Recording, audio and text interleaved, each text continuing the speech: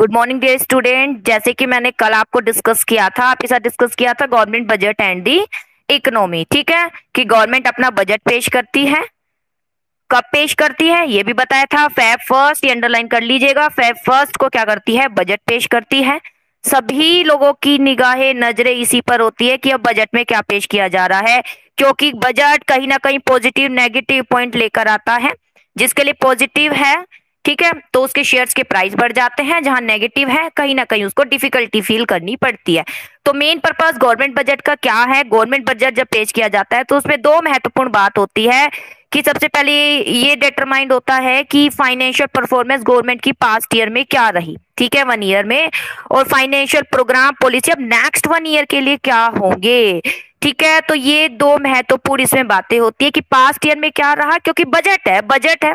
Budget आपने बेटा पढ़ रहे होंगे, आप प्लानिंग के अंतर्गत पढ़ रहे होंगे। बजट टाइप ऑफ प्लान के अंतर्गत आता है बजट। तो बजट ही प्लानिंग का ही तो पार्ट है। और ये प्लानिंग क्यों की जाती है, प्लानिंग की ही इसलिए जा रही है क्योंकि पास्ट में हमने कोई डिफिकल्टी फील करी होगी, अब प्रेजेंट में, यानी अब जो भी फ्यूचर हम आगे देखना चाह रहे हैं, प्रेजेंट चल रहा है और अब जो फ्यूचर में भी है, इस तरीके की डिफिकल्टी दोबारा फील नहीं हो, उससे रिलेटेड कोई ना कोई समाधान निकाल दिया जाता है। इसे बोलते हैं गवर्नमेंट बजट के महत्वपूर्ण उद्देश्य।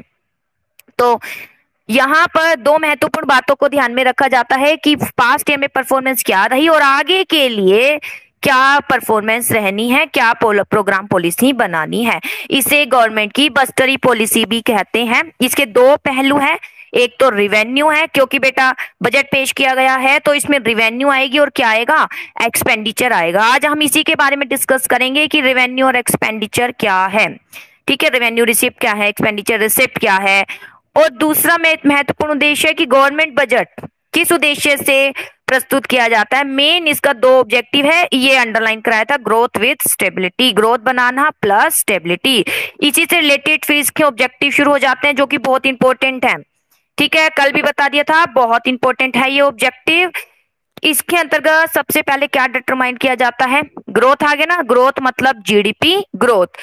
तो सेंट्रल ऑब्जेक्टिव है गवर्नमेंट का, ठीक है, क्या है कि जीडीपी ग्रोथ किया जाता है। जीडीपी ग्रोथ कैसे प्राप्त किया जा सकता है, जीडीपी है बेटा यानी वस्तुओं का प्रोडक्शन करना हमारी ही कंट्री में, तो वो कैसे पॉसिबल होगा, जब प्रोड्यूसर क्या करेगा, इन्वेस्टमेंट करेगा। तो पब्लिक भी इन्वेस्टमेंट, गवर्नमेंट भी इन्वेस्टमेंट करेगी, और इन्वेस्टमेंट कौन करेगा, प्राइवेट भी, हम थोड़ी करेंगे, हाउस होल्ड थोड़ी, हाउस होल्ड तो खरीदेगा। इन्वेस्टमेंट के लिए कौन आएगा, प्रोड्यूसर आएगा। ठीक है, प्रोड्यूसर यानी प्राइवेट व्यक्ति, ठीक है, प्राइवेट संस्था, ठीक है, प्राइवेट इन्वेस्टमेंट कहेंगे जिसे, यानी प्रोड्यूसर के रूप में कार्य कर रहा है। एक हाउस होल्ड भी है, और वही एक ह्यूमन बींग, एक हाउस होल्ड है और ह्यूमन बींग, ये क्या बन गया, प्रोड्यूसर। तो ये वो वाला प्राइवेट है। और दूसरा गवर्नमेंट तो करती है, गवर्नमेंट कंज्यूमर भी है और प्रोड्यूसर भी है। तो गवर्नमेंट क्या करती है, गवर्नमेंट भी इन्वेस्टमेंट एक्सपेंडिचर करती है। इस प्रकार जीडीपी ग्रोथ प्राप्त हो जाता है। जब इन्वेस्टमेंट होगा, इन्वेस्टमेंट क्यों होगा, प्रोडक्शन पर होगा, प्रोडक्शन होगा तो जीडीपी इंक्रीज होगा, ठीक है, आय भी बढ़ेगी, रोजगार भी बढ़ेगा, कहीं ना कहीं सर्कल चल जाएगा। जो इकोनॉमी की प्रॉब्लम है, बेरोजगारी की, बैकवर्ड की, ये कहीं ना कहीं दूर हो जाएगी। इसके बाद आता है एलोकेशन रिसोर्सेज। इसी पॉइंट को थोड़ा आगे बढ़ाइए। यहाँ पर प्राइवेट इन्वेस्टमेंट को क्या किया जाता है, इंड्यूस किया जाता है कि प्राइवेट इन्वेस्टमेंट एक्सपेंडिचर क्या हो, बढ़ावा मिले। और भाई प्राइवेट इन्वेस्टमेंट क्यों करेगा, प्राइवेट क्यों इन्वेस्टमेंट करेगा, वो तब करेगा जब उसे कुछ छूट दी जाएगी। उसको इंड्यूस करना, उसे आकर्षित करना है। और आकर्षित करने के लिए, जैसे मोटिवेशन आप पढ़ोगे बिजनेस में, तो आकर्षित करने के लिए बहुत से इंसेंटिव देने पड़ते हैं। इंसेंटिव बोलते हैं हम प्रेरणाएं, ठीक है, यानी लुभावने के कुछ टूल यूज करेंगे जिससे लोग अट्रैक्ट होंगे। तो इसमें क्या शामिल है, रिबेट और सब्सिडी शामिल है। ठीक है, तो रिबेट और सब्सिडी के माध्यम से, यानी छूट देकर, सब्सिडी देकर उन्हें आकर्षित किया जाएगा। चलिए, अब प्राइवेट इन्वेस्टमेंट करेगा, ठीक है। तो सेकंड पॉइंट आता है allocation of resources. Private enterprise will always desire to allocate resources to those area of production where profit are high. ठीक है, प्राइवेट संस्था हमेशा, देखिए प्राइवेट संस्था के बारे में बात की गई है। अब प्राइवेट संस्था क्या करती है, उस एरिया में इन्वेस्टमेंट करेगी। प्राइवेट है, प्राइवेट का उद्देश्य क्या है, ये बिजनेस कर रहे हैं, इनका मेन उद्देश्य प्रॉफिट कमाना। प्रॉफिट कहाँ कमाएंगे, कहीं ना कहीं इन्हें ये रास्ता दिखाई देगा बिजनेस का, देखिए कौन सा, वहां रिसोर्सेज को खर्च करेंगे जहां प्रॉफिट ज्यादा हो।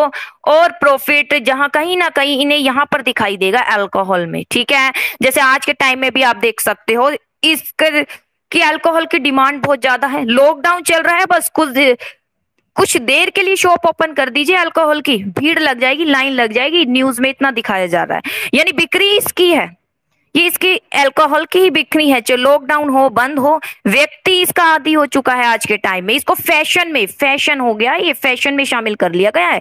यूं सोचते हैं कि ये तो एक रिच पर्सन की निशानी है, हम इसका कंज्यूम कर रहे हैं तो एक कहीं ना कहीं एक रिच लग्जरी लाइफ जी रहे हैं। लोगों की मेंटेलिटी ये हो चुकी है, तो कहीं ना कहीं इस पर वो कंजप्शन करते हैं। लेकिन इससे सोशल वेलफेयर तो नहीं होता, और यहाँ प्राइवेट इन्वेस्टमेंट को बढ़ावा देना है। अगर उनका फोकस ज्यादा प्रॉफिट क्यों कमाने का रहा तो कहीं ना कहीं फोकस सिक्योर हो जाएगा, लेकिन इससे सोशल वेलफेयर नहीं होगा। अब इन्वेस्टमेंट को बढ़ावा भी देना है, डिस्करेज भी नहीं करना, और इनका ध्यान केवल इसी पर नहीं हो, आगे और कॉन्सेप्ट को भी ये सोचे और एक्टिविटी को भी करे। तो इसके लिए गवर्नमेंट क्या करती है, बजटरी पॉलिसी यानी बजट के माध्यम से रिसोर्सेज को इस प्रकार एलोकेट करवाती है ताकि प्रॉफिट तो मैक्सिमम हो ही, साथ में सोशल वेलफेयर भी हो। तो इसके लिए क्या करती है भाई, उन्हें कुछ लुभावने अवसर देती है। क्या उनको अट्रैक्ट करती है, कैसे उन्हें से भाई जो हेल्थ के लिए अच्छा नहीं है, सोशल वेलफेयर का प्रतीक नहीं है, उस पर हैवी टैक्सेशन लगा देती है। और जो सोशल प्रतीक का में सोशली रूप से सोशल वेलफेयर का प्रतीक माना जा रहा है कहीं ना कहीं, तो उस पर सब्सिडी दे देती है, कंजप्शन गुड्स पर अनेक रियायत दे देती है, तो इस प्रकार बढ़ावा देती है। तो यहाँ टैक्स और सब्सिडी के बारे में थोड़ा सा आपको लिखना है। इसके बाद आता है प्रोविजन ऑफ पब्लिक गुड्स क्या है। ठीक है, पब्लिक गुड्स का मतलब होता है कि जो गवर्नमेंट्स की गुड्स मतलब जो पब्लिक गुड्स का मतलब जो पब्लिक यूज कर रही है, जो कौन यूज कर रही है, पब्लिक यूज कर रही है, उसे क्या बोलते हैं, पब्लिक गुड्स। ठीक है, यानी जो पब्लिक के लिए गुड्स हैं उसे क्या बोलते हैं, पब्लिक गुड्स। इसके अंतर्गत क्या शामिल होता है, देखिए जैसे कि स्ट्रीट लाइट है, ठीक है, किसने लगवाई है, कोई आपने लगवाई है, नहीं लगवाई आपने, ठीक है, स्ट्रीट लाइट है, ठीक है, सरकारी लाइट है, सब उसका फायदा उठाते हैं, सब व्यक्ति। ये नहीं है कि कोई एक रिच है या पुअर है जी, पुअर इसका फायदा नहीं उठाएगा, नहीं, ऐसा कोई नहीं है। आने जाने वाले इवन पशु पक्षी सब उसका फायदा उठा रहे हैं, ठीक है, सबको ये फायदा दे रहा है, तो इसे बोलते हैं पब्लिक गुड्स। तो यहाँ पर प्रोविजन भी रहता है पब्लिक गुड्स का। तो बजटरी पॉलिसी यानी बजट जब पेश करती है तो उसमें पब्लिक गुड्स का भी, जिससे लोगों को भाई फैसिलिटी प्राप्त हो, ठीक है, ऐसी गुड्स का पर ध्यान देती है, हर प्रकार की इंफ्रास्ट्रक्चर फैसिलिटी प्राप्त हो इस पर ध्यान देती है, ठीक है, लॉ को मेंटेन करती है, कानून व्यवस्था में कुछ ना कुछ चेंजेस लेकर आते हैं जो उनके हित के लिए, इसे बोलते हैं पब्लिक गुड्स। ठीक है, तो इस पर ध्यान देती है, यानी रिसोर्सेज को इस पर यूज, अपने रिसोर्सेज का बंटवारा इस पर करती है। इसके बाद आता है redistribution of income and wealth. बेटा मैंने कल भी बताया था, ये वाला ज्यादा इंपॉर्टेंट है एक तो, ठीक है, ये वाला ज्यादा इंपॉर्टेंट है, ये वाला आता है इंपॉर्टेंट है मोस्ट, ठीक है, ये वाला ज्यादा जाता है बेटा, 3 या 4 नंबर में आता है। इसके बाद ये वाला टॉपिक ज्यादा आता है, ये वाला। और अगर आप देखें तो ये 3 टॉपिक सबसे जो लेंथ थी, अगर आप देख सकते हो, इसका डिस्कशन यहाँ ज्यादा दिया गया है, इसका और ये 7 पॉइंट का, ठीक है, ये इंपॉर्टेंट है, इसका डिस्कशन भी यहाँ ज्यादा दिया, और ये ही बार बार आते हैं, ये 3 जो है, तीनों पॉइंट बार बार घूमते हैं और पूछा एक ही जाता है, ठीक है, कई बार 6 मार्क्स में आ जाता है। तो ये पूछा जाता है गवर्नमेंट बजट के बताइए, गवर्नमेंट बजट के बारे में बताइए, ठीक है, कौन कौन से गवर्नमेंट बजट के ऑब्जेक्टिव है, तो आपको ये सारे लिखने हैं। वरना स्पेशली यही पूछा जाता है redistribution of income and wealth का क्या रिलेशन, यानी गवर्नमेंट बजट के माध्यम से रीडिस्ट्रीब्यूशन ऑफ इनकम वेल्थ जो कि ऑब्जेक्टिव है गवर्नमेंट बजट, कैसे जो है उसको आप एक्सप्लेन करेंगे। तो ऐसे क्वेश्चन आ जाते हैं, थोड़े से क्वेश्चन आप पीछे पढ़िएगा जब लेसन फिनिश हो जाएंगे, ठीक है, बाकी मैं भी करा दूंगी। चलिए, तो इसमें क्या है बेटा, इनकम और वेल्थ का रीडिस्ट्रीब्यूशन यानी वितरण है, यानी समान रूप से वितरण, रिडिस्ट्रीब्यूशन करना, पुनर्वितरण, यानी इक्वालिटी लेकर आनी है यहाँ पर, ठीक है, यहाँ पर ये मेन इंपॉर्टेंट है, इक्वालिटी लेकर आनी है, ठीक है, कि इनकम है, राष्ट्र का धन है, प्रॉपर्टी संपत्ति है, ठीक है, हमारी इकोनॉमी है, ठीक है, हमारे रिसोर्सेज हैं, सबको इक्वली रूप से उसका यूज हो, ठीक है, नेचुरल रिसोर्सेज है, कुछ नेचर हमें प्रदान करती है, ठीक है, प्रोडक्शन कर रहे हैं, फूड ग्रेन का उत्पादन कर रहे हैं, तो यूं थोड़ी कि रिच पर्सन तो उसका फायदा उठाए और बेचारे पुअर होने के कारण अच्छे पोषक तत्वों से ही रह जाए। इसके लिए क्या करती है, वो पूरा प्रावधान करती है तो कि इनकम और वेल्थ का डिस्ट्रीब्यूशन करती है। इक्विटेबल डिस्ट्रीब्यूशन और इनकम वेल्थ क्या है, सोशल जस्टिस माना जाता है, ठीक है, ये प्रिंसिपल ऑब्जेक्टिव है, ठीक है। इनकम एंड वेल्थ निम्नलिखित प्रकार से जो है इसका डिस्ट्रीब्यूशन किया जाता है, 2 प्रकार से। सबसे पहले by imposing tax on rich and giving subsidy to the poor. ये दो लाइन इंपॉर्टेंट है बेटा इसमें, ठीक है। ये दो प्रकार से डिस्ट्रीब्यूशन किया जाता है इनकम और वेल्थ का, कि टैक्स लगा दिया जाता है रिच पर और सब्सिडी दी जाती है पुअर पर, ताकि पुअर और पुअर नहीं हो उन्हें सब्सिडी मिले, आर्थिक सहायता मिले। फूड ग्रेन दिए जाते हैं बीपीएल लोगों को लो प्राइस पर जो है गुड्स प्रदान की जाती है, ताकि वो भी पोषक तत्वों को जो है प्राप्त कर सके, जैसे +1 में आपने पढ़ा। फिर डिस्ट्रीब्यूशन एलपीजी कनेक्शन दिए जाते हैं ताकि वो लोग भी फायदा उठाए रिच की तरह, जो रिच जो है रिसोर्सेज का फायदा उठा रहे हैं। तो इस तरीके से इक्विलिटी लाना भी गवर्नमेंट बजट का उद्देश्य है। इसके बाद है बैलेंस रीजनल ग्रोथ। बेटा अब यहाँ पर अगर हमारे भारत को आगे ले जाना है तो ये जो बैकवर्ड है, बैकवर्ड नहीं रहना चाहिए। ये जो एरिया ये बैकवर्ड है, इसकी ओर ध्यान दीजिए। हम भी क्या करते हैं, हम भी अपनी कमियों की ओर ध्यान देते हैं, ठीक है। हम भी अपनी कमियों की ओर ध्यान देते हैं, हमारे हमारे अंदर क्या डेफिशिएंसी है हम उस पर फोकस करते हैं, उसको सुधारते हैं। तो यहाँ भी तो यही कार्य करना पड़ेगा इकोनॉमी के लिए, भारत के लिए। बैलेंस रीजनल ग्रोथ तो गवर्नमेंट पॉलिसी क्या करती है, गवर्नमेंट पॉलिसी के अंतर्गत बैकवर्ड जो क्षेत्र है उस पर ध्यान दिया जाता है, ठीक है। बैकवर्ड क्षेत्र पर कैसे ध्यान होगा, बैकवर्ड बैकवर्ड कब, यहाँ पर बैकवर्ड की आइडेंटिटी जो उनके आगे लगी हुई है एक सिंबल सा कि ये बैकवर्ड है। बैकवर्ड क्षेत्र बैकवर्ड कब नहीं कहलाए जाएंगे, थोड़ा उसमें डेवलपमेंट का कार्य होगा, ठीक है। वहां रोजगार के साधन होंगे, इंफ्रास्ट्रक्चर फैसिलिटी सारी अवेलेबल हो जाएगी, तो बैकवर्ड रहेगा ही नहीं। आप जिस एरिया में रह रहे हैं वहां सारी जगह जंगल ही जंगल दिखाई दे रहा है, तो हम तो यही कहेंगे यहाँ तो कुछ है ही नहीं, तो बैकवर्ड है।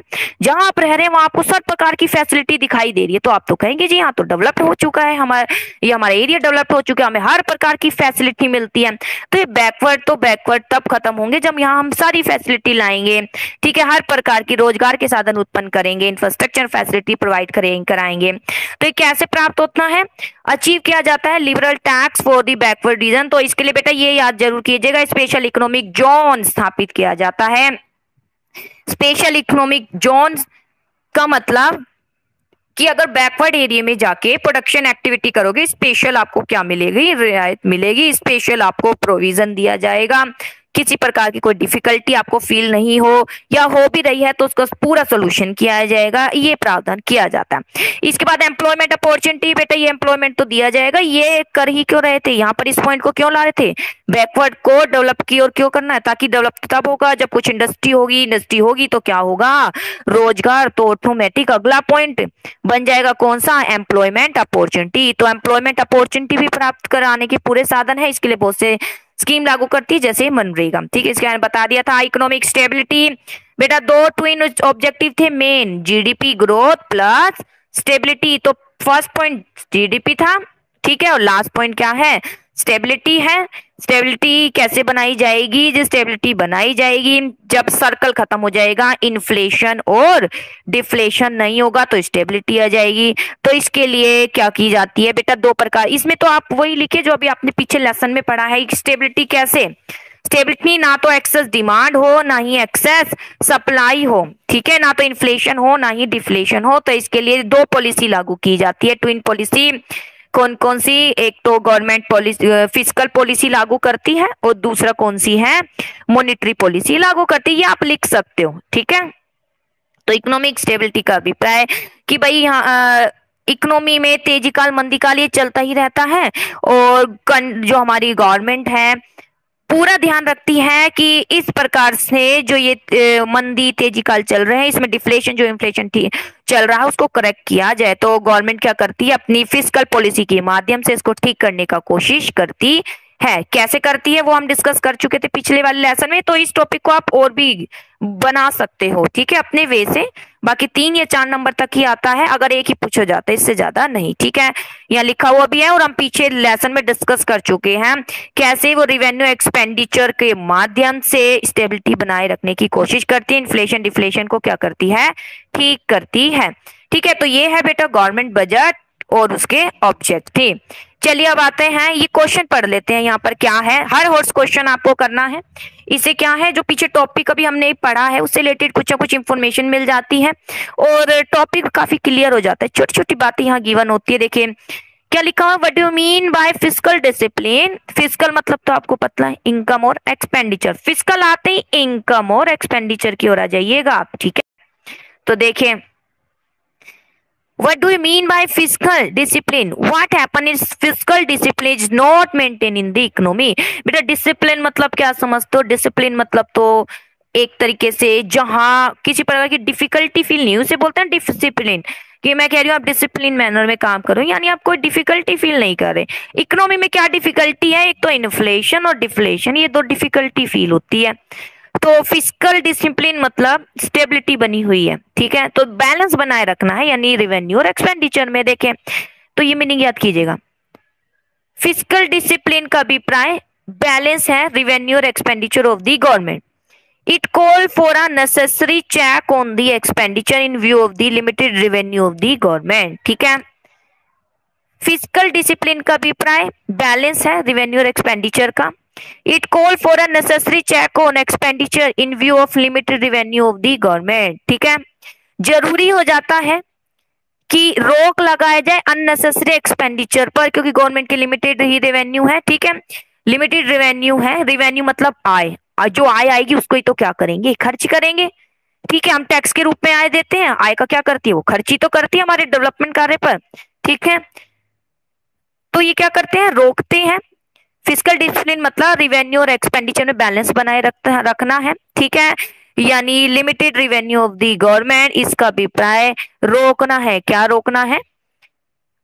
जो हमारे गवर्नमेंट के लिमिटेड रिवेन्यू है उसको ज्यादा खर्च नहीं करे, इस पर रोक लगानी है, ठीक है। तो एक्सपेंडिचर और रिवेन्यू बैलेंस बना रहा है, उसे बोलते हैं फिस्कल डिसिप्लिन।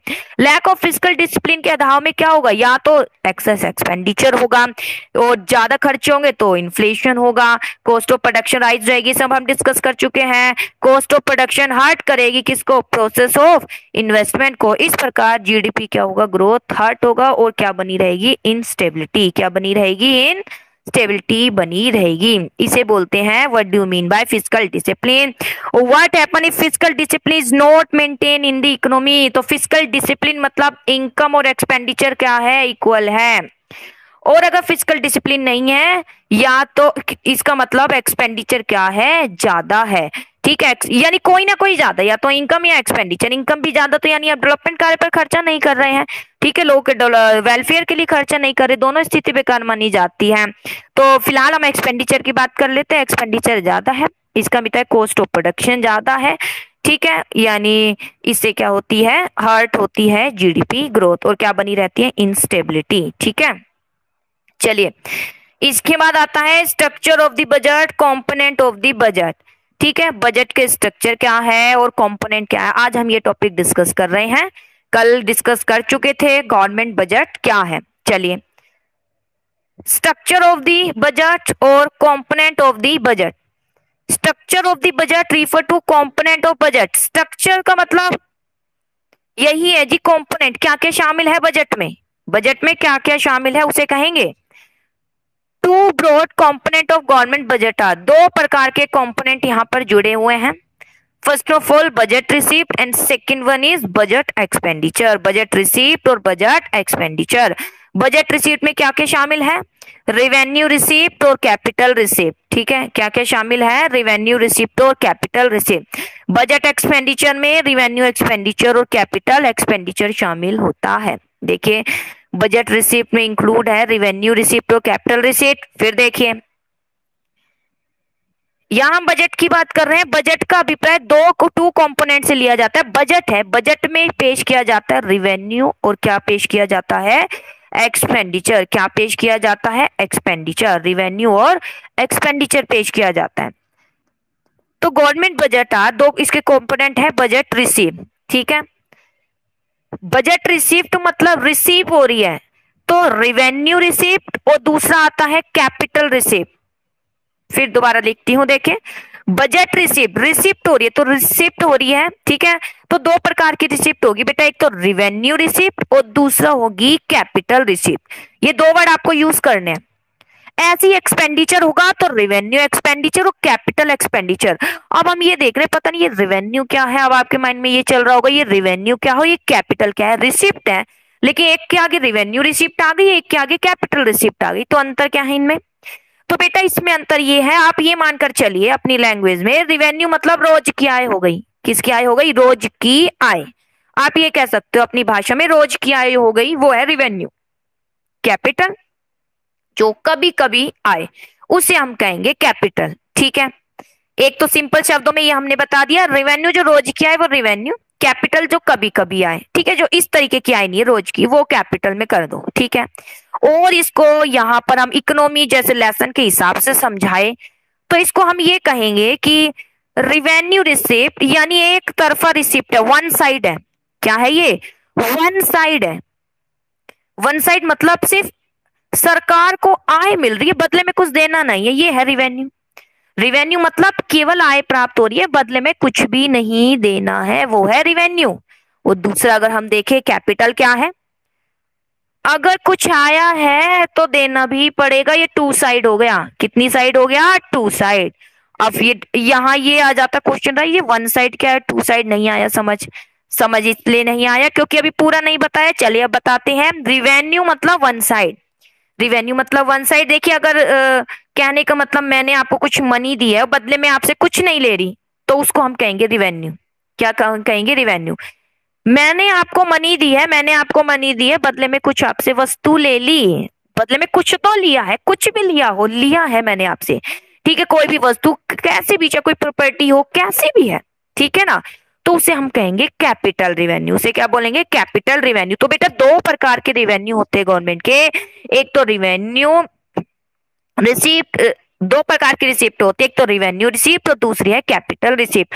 तो बेटा रिवेन्यू रिसिप्ट वन साइड ही है। वन साइड मतलब अगर गवर्नमेंट को मिल गई उसे कुछ भी नहीं देना है सामने वाले को। कैपिटल रिसिप्ट अगर कोई आय आई है तो सामने वाले को कुछ तो देना ही है। ठीक है, ये टू साइड हो गया है ट्रांजेक्शन, ये वन साइड है। जैसे कि बेटा आपकी आय है, आप अपनी आय देते हो, बदले में क्या मिलता है? कुछ मिलता है क्या? नहीं मिलता, तो वो कहलाई जाती है रिवेन्यू रिसिप्ट। ठीक है, और कैपिटल रिसिप्ट जैसे कोई भी गवर्नमेंट संस्था है, ठीक है, कोई भी है, कोई भी शेयर है वो बेच दिए है, तो वो क्या कहलाई जाएगी? Capital receipt. तो वो हम आगे डिस्कस करेंगे सारा, ठीक है, इसका एक्सप्लेनेशन पर जाएंगे। चलिए अब ऐसे एक्सपेंडिचर पर आ जाते हैं। एक्सपेंडिचर पर आ जाते हैं, इसमें आएगा रिवेन्यू एक्सपेंडिचर और दूसरा है कैपिटल एक्सपेंडिचर। अब रिवेन्यू तो समझ ही गए होंगे, रिवेन्यू यानी एक तरफा खर्च, एक तरफा खर्च, कुछ नहीं मिलना, कुछ भी नहीं मिलना है, वो क्या कहलाया जाएगा? Revenue expenditure. जैसे कि बेटा पेंशन दे रहे हैं, क्या दे रहे हैं? पेंशन दे रहे हैं, क्या कुछ मिलता है क्या बदले में? नहीं मिलता है। सरकार तो पेंशन दे रही है, उसका तो खर्चा हो गया, क्या बदले में लोग कुछ दे रहे हैं उसके बदले में? नहीं। क्या दे रहे हैं? कुछ नहीं, वो तो घर बैठकर पेंशन ले रहे हैं अपनी, ठीक है, ओल्ड एज पेंशन ले रहे हैं, तो ये कहलाया जाएगा एक तरफा खर्चा, बदले में कुछ नहीं मिलना। और यहाँ पर दो तरफे खर्चे में उसे मिलता है, जैसे कि वो प्रोड्यूसर के रूप में कार्य करती है। चलिए अब हम इसकी डिटेल पर जाएंगे। यहाँ आई होप आपको रिवेन्यू और कैपिटल का मीनिंग समझ आ गया होगा। रिवेन्यू मतलब एक तरफा है, अब चाहे खर्चा एक तरफा है, बदले में कुछ भी नहीं मिलेगा, ठीक है। और कैपिटल मतलब दो तरफा है, दोनों जगह क्या होगी? ट्रांजेक्शन होगी। अब आता है बजट रिसिप्ट क्या है। देखिए budget receipt, budget receipt refer to estimated money. हाँ जी, ये ध्यान दीजिएगा बेटा, एस्टिमेटेड मनी है ये, ठीक है। एक्चुअल मनी मत लिख देना, एक्चुअल अलग होता है, एस्टिमेटेड अलग होता है, ठीक है। एक्चुअली मतलब जो एक्चुअली खर्च हो गई उसे बोलेंगे एक्चुअल, और एस्टिमेट कहीं ना कहीं हमने अनुमान लगाया है। जैसे घूमने जा रहे हो, ठीक है, घूमने जा रहे हो कहीं ना कहीं, ठीक है, किसी ट्रिप पर जा रहे हो, आप सोच रहे हो कि 10,000 तक खर्चा आ जाएगा, ये आपका क्या है? एस्टिमेट। क्या है ये? Estimate money. लेकिन एक्चुअली रूप से 8,000 ही खर्चा हुआ है, इतना हो गया, इसे हम कहेंगे एक्चुअली रूप से इतना हुआ है। तो एस्टिमेट मतलब बेटा बजट है, तो बजट में एस्टिमेट ही यूज होता है। एस्टिमेट कि एस्टिमेट, मान लीजिए कोई एक्सपेंडिचर है तो वो एस्टिमेट ही करती है। मान लीजिए उसने 100 करोड़ किसी भी प्रोजेक्ट पर खर्च करने का एक्सपेंडिचर रखा है, डेवलपमेंट कार्य पर 100 करोड़ का एक्सपेंडिचर करेगी, जो 100 ही करे उतने, इसने इतना एस्टिमेशन कर दिया है, उससे हो सकता है थोड़ा सा कम भी हो, इसलिए इसे बोलते हैं एस्टिमेटेड मनी। यहाँ एस्टिमेट लिखना जरूरी है, कहीं इसको आप भूल जाएं। तो बजट रिसिप्ट का अभिप्राय, estimate money receipt of government from all source during the physical year. Physical year यानी पूरे एक साल वर्ष, ठीक है, उसे बोलते हैं फिजिकल ईयर। 1 ईयर को बोलते हैं फिजिकल ईयर। इसके बाद आता है broadly the budget receipt are classified as, ठीक है, बजट रिसिप्ट आर क्लासिफाई है, किस प्रकार इसको जो है क्लासिफाई किया जाता है। देखिए रेवेन्यू रिसिप्ट और कैपिटल रिसिप्ट, ठीक है, क्योंकि बजट रिसिप्ट के बारे में बात कर रहे हैं तो बजट रिसिप्ट का अभिप्राय मनी आ रही है, तो एस्टिमेटेड मनी जो गवर्नमेंट रिसीव करेगी सोर्स से, कौन से सोर्स जो अभी हम पढ़ेंगे आगे, ठीक है। जिससे मैंने एक टैक्स भी आपको बताया है और भी बहुत से सोर्स पढ़ेंगे, फाइन भी होते बेटा, फाइन भी है, फाइन भी लगाए जाते ना, क्या है वो, मनी ही तो है। ये सब सब हम पढ़ेंगे आगे, ठीक है। तो रिवेन्यू रिसिप्ट वह होती है जो कि रिसिप्ट है गवर्नमेंट की, ठीक है, मनी रिसिप्ट हो रही है गवर्नमेंट को। यहाँ थे हम मीनिंग पर। तो दो प्रकार की रिसिप्ट होती है, एक तो रिवेन्यू रिसिप्ट और दूसरी है कैपिटल रिसिप्ट। तो रिवेन्यू रिसिप्ट क्या है? रिवेन्यू रिसिप्ट वह मनी रिसिप्ट है गवर्नमेंट की जो दो करेक्टरिस्टिक को शो करती है, ठीक है। सबसे पहले these receipt don't create any corresponding liability for the government. देखिए क्या है रिवेन्यू रिसिप्ट, ये वह रिसिप्ट होती है don't create any corresponding liability. Liability क्या होता है बेटा? देना होता है। लायबिलिटी क्या होता है? देना होता है, जैसे अकाउंट में पढ़ते हो, ठीक है। और बिजनेस में भी पढ़ा होगा आपने, अनलिमिटेड लायबिलिटी है, लिमिटेड लायबिलिटी है। तो लायबिलिटी क्या है? देना है कुछ, ठीक है।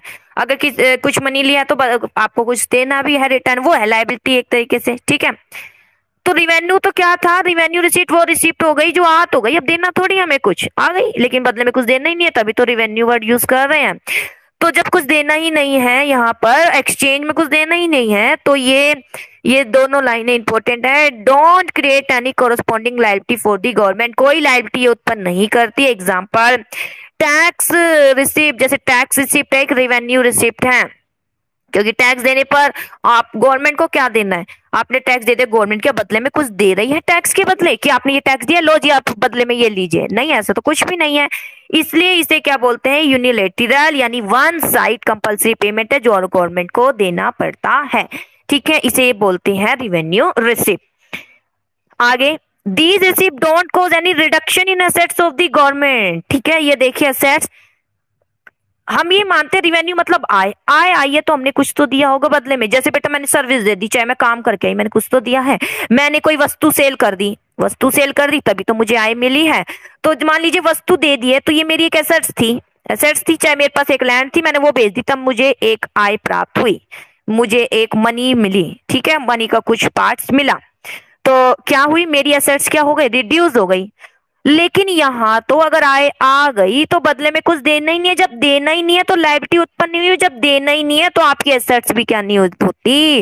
रिड्यूस होती नहीं है, क्योंकि आपको कुछ देना ही नहीं है। जैसे मान लीजिए बेटा अगर लोन भी ले रहे हो, लोन ले रहे हो, ठीक है, अगर मैंने लोन लिया है तो बदले में कुछ तो सिक्योरिटी रखनी पड़ेगी, तो बस बदले में कुछ एक्सचेंज में हो गया ना, तो वो कहाँ रिवेन्यू में कहाँ शामिल होगा? तो उससे एसेट्स हमारी क्या हो जाएगी? कम हो जाएगी देने से। तो यहाँ पर जब देना ही नहीं है तो ना तो लायबिलिटी उत्पन्न हुई और ना ही हमारी एसेट्स क्या होती है? रिड्यूस होती है। जैसे tax receipt don't lead to any reduction in assets of government. जैसे टैक्स रिसिप्ट है, कोई रिड्यूस नहीं करती गवर्नमेंट की एसेट्स को, बल्कि ये तो एक आय हो गई, ये तो एसेट्स ही हो गई, खुद ही एसेट्स बन गई है ये तो। दूसरे शब्दों में अगर गवर्नमेंट रिसीव करती है, कैसे? ये आगे आएगा बेटा, money by selling its share, ठीक है। शेयर यानी अपना कुछ भी पार्ट, कुछ कंपनी का, जैसे एयर इंडिया है, ठीक है, रिसीव कर रही है money by selling it share of some company, company को शेयर सेल करके कुछ मनी रिसीव करिए, कुछ तो दिया है ना, अपना कुछ तो पार्ट दिया है उसने, तो बस इससे क्या हो जाती है? रिड्यूस हो जाती है गवर्नमेंट के एसेट्स, क्योंकि उसके पास जो एक संपत्ति है, वो शेयर है, उसने वो दे दिए हैं, ठीक है, वो तो उसकी एसेट्स थी, कुछ तो दिया है, तो यानी वो एसेट्स मानी जाएगी, ठीक है। और इसको रिवेन्यू रिसिप्ट नहीं कहेंगे। ये लाइन याद करने की यहाँ जरूरत नहीं है, यहाँ तक समझने की जरूरत है ये, क्योंकि ये टॉपिक अगले में आएगा। तो अगर हम शॉर्ट में देखें तो रिवेन्यू रिसिप्ट गवर्नमेंट वह मनी रिसिप्ट है विच डोंट क्रिएट लायबिलिटी, जो गवर्नमेंट की लायबिलिटी ना तो उत्पन्न करती है ना ही रिड्यूस होती है इससे गवर्नमेंट की असेट्स। तो दोनों लाइनें याद होनी चाहिए बेटा, क्योंकि अब आगे ऐसे ही आने वाले हैं, यही दोनों लाइनें रिपीट होगी और यही कंफ्यूज कर देगी आपको, ठीक है। तो फिर मैं एक बार बता देती हूँ, लेसन बहुत इंपॉर्टेंट है, 6 नंबर तक का क्वेश्चन आता है। रिवेन्यू रिसीप्ट और कैपिटल रिसीप्ट। रिवेन्यू मतलब एक तरफा आय प्राप्त हो गई, जब आय हो गई, कुछ नहीं देना, नहीं देना को आप क्या कहोगे यहाँ पर? लायबिलिटी।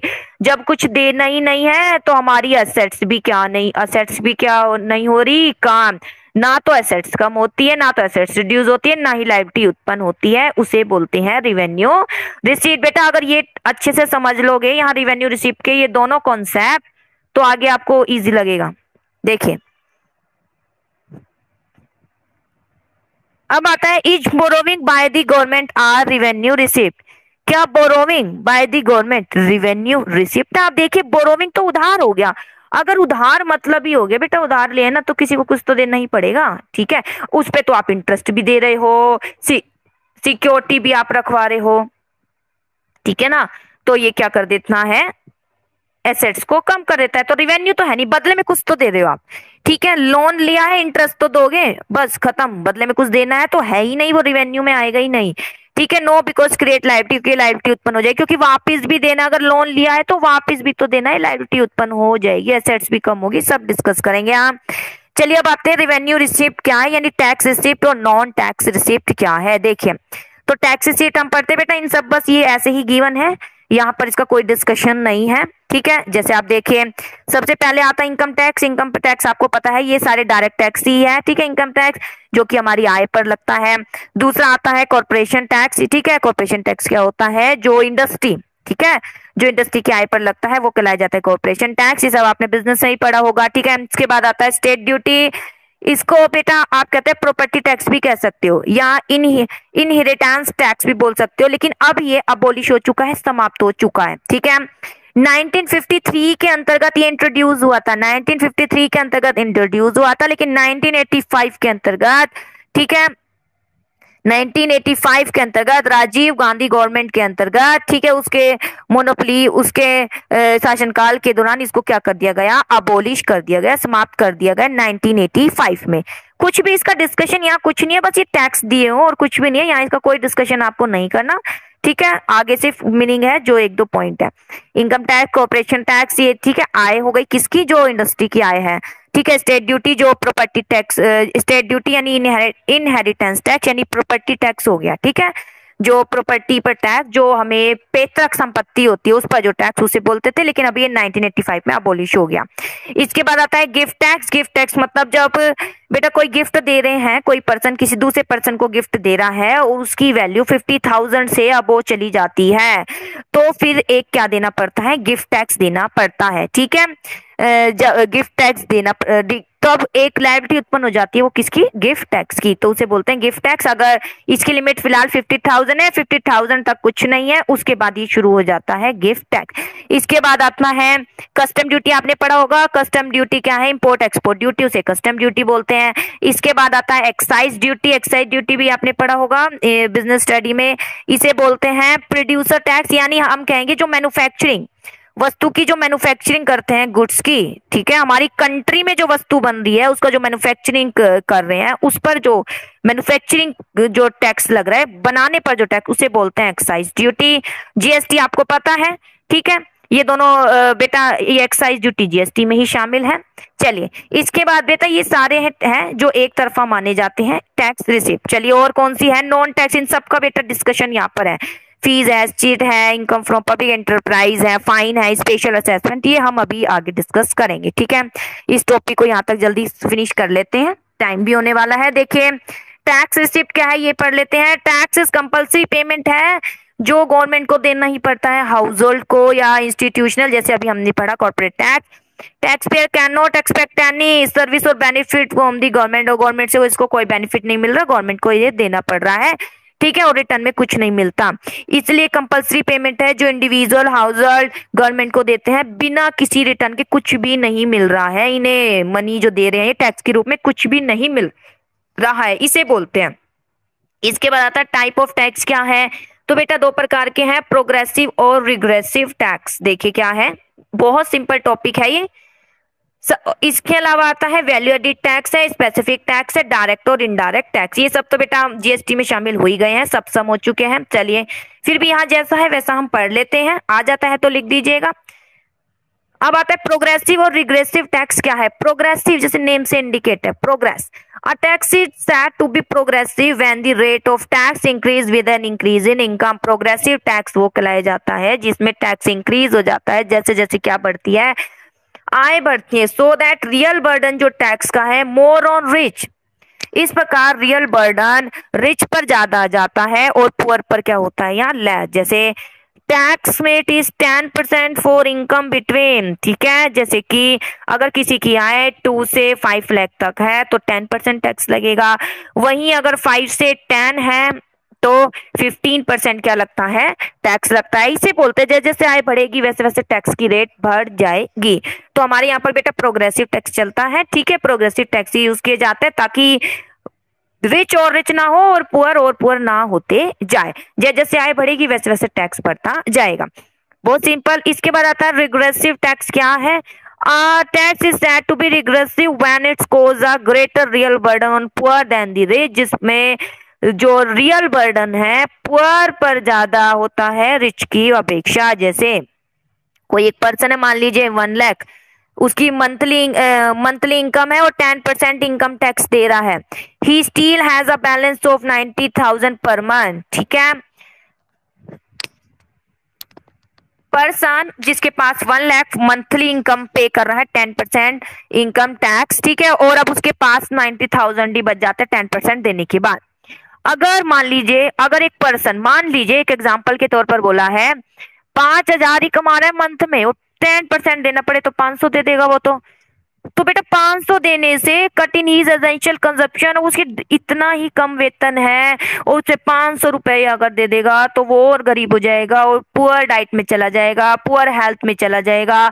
इसलिए constant rate of taxation, constant यानी समान रूप से टैक्सेशन रेट और rich poor is regressive tax कहलाया जाता है। इसका बर्डन पुअर पर ज्यादा पड़ता है और जो प्रोग्रेसिव है उसका बर्डन रिच पर ज्यादा पड़ता है, ठीक है। क्योंकि यहाँ पर तो चाहे कोई कितना भी कमा रहा हो टैक्स तो सेम हो गया, भरना ही नहीं है। रियल बर्डन पुअर पर होता है देन रिच से। बस आप ये लाइन याद कर लीजिएगा, ये अच्छे से नोट कर लीजिएगा। बहुत सिंपल टॉपिक। देखिए फिर सबसे पहले प्रोग्रेसिव टैक्स क्या है? प्रोग्रेसिव टैक्स जो आय बढ़ने के साथ साथ बढ़ता है। रिग्रेसिव जो आय बढ़ने के साथ साथ नहीं बढ़ता, कांस्टेंट रहता है, इसका बर्डन पुअर पर ज्यादा पड़ता है। इसके बाद आता है वैल्यू एडिड टैक्स। क्या है वैल्यू एडिड टैक्स? ठीक है, ये इनडायरेक्ट टैक्स है। जो वैल्यू एडिड आपको पता है, जो वैल्यू ऐड करते हैं, ठीक है, उस पर लगता है हर स्टेज के साथ, ठीक है। वैल्यू एडिड का भी difference value of output and value of intermediate consumption. Value of output मतलब उत्पाद का मूल्य क्या है, और इंटरमीडिएट कंजप्शन बेटा इंटरमीडिएट कॉस्ट क्या है, ठीक है। कॉस्ट कितनी आई है, मान लीजिए 100 कॉस्ट थी और मैंने 50 ऐड कर दिया, आप 150 में बिकी, यानी 50 क्या है वैल्यू एडिशन। तो इसका डिफरेंस है, ये 50 कहलाया जाएगा वैल्यू एडिड, ठीक है। और ये stage of production GST and other important form है वैल्यू एडिशन का, ठीक है। इसके बाद है स्पेसिफिक टैक्स। क्या है? ये भी कमोडिटी पर लगता है, स्पेशल यूनिट साइज वेट पर, इसे बोलते हैं स्पेसिफिक टैक्स।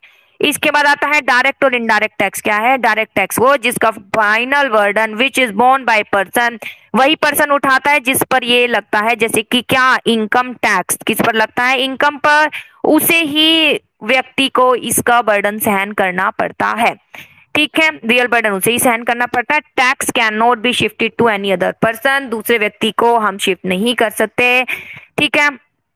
जैसे कि यहाँ पर आता है इनकम टैक्स है, ठीक है।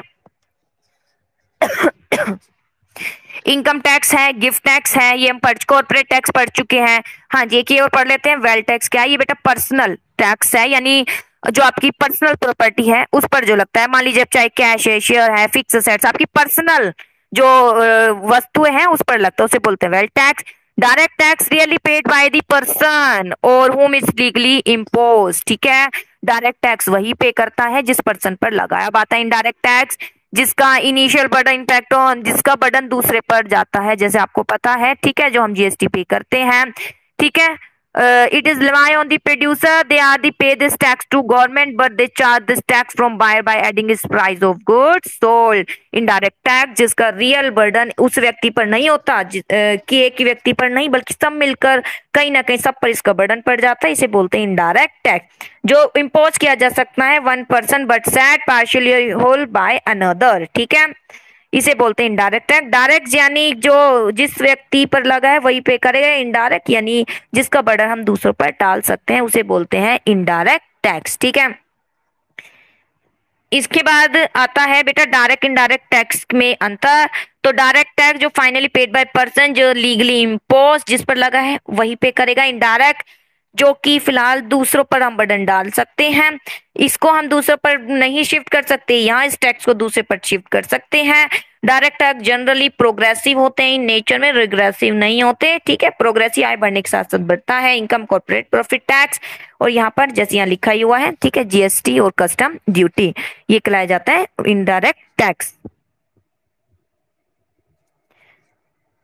ठीक है बेटा, इसी के साथ टॉपिक फिनिश होता है। एक यहाँ को टूल किट और रह गई है, मैं टूल किट और करा देती हूँ। ठीक है, certain taxes are called paper tax. ठीक है, कुछ टैक्सेस को पेपर टैक्स बोलते हैं। These refer to tax like gift tax in India, जैसे कि गिफ्ट टैक्स है। ठीक है, which carry the significance only on paper. ठीक है, तो गिफ्ट टैक्स है, इसका सिग्निफिकेंस केवल पेपर्स तक है। These taxes are of little और no significance in term of their revenue yield. ठीक है, जो गिफ्ट टैक्स है एक तरीके से पेपर फॉर्मेलिटी है। ठीक है, पेपर फॉर्मेलिटी मतलब गिफ्ट ही दे दिया है। ठीक है, इसे हम क्या कहेंगे, एक पेपर टैक्स भी कह सकते हैं, क्योंकि इसका सिग्निफिकेंस पेपर्स तक ही है। यहाँ पर बेटा हमें एक तरीके से फ्री में ही कुछ मिल गया गिफ्ट में, ये क्या मिल गया, हमें फ्री में ही मिल गया, इसलिए इसे हम कहेंगे एक पेपर टैक्स है। कोई खास सिग्निफिकेंस नहीं है, क्योंकि हमें तो ये फ्री में मिल गया था, कोई गिफ्ट हमें फ्री में मिल गया, फिर उस पर जो है हम पे कर रहे हैं, इसलिए इसे कहेंगे। इसका कोई खास आपके लिए इंपॉर्टेंस नहीं है, क्योंकि आप पर इतना बर्डन आया नहीं, क्योंकि आपको फ्री में ही ये वस्तु मिल गई थी और फिर उस पर कुछ टैक्स दे दिया। ठीक है बेटा, ओके, थैंक यू।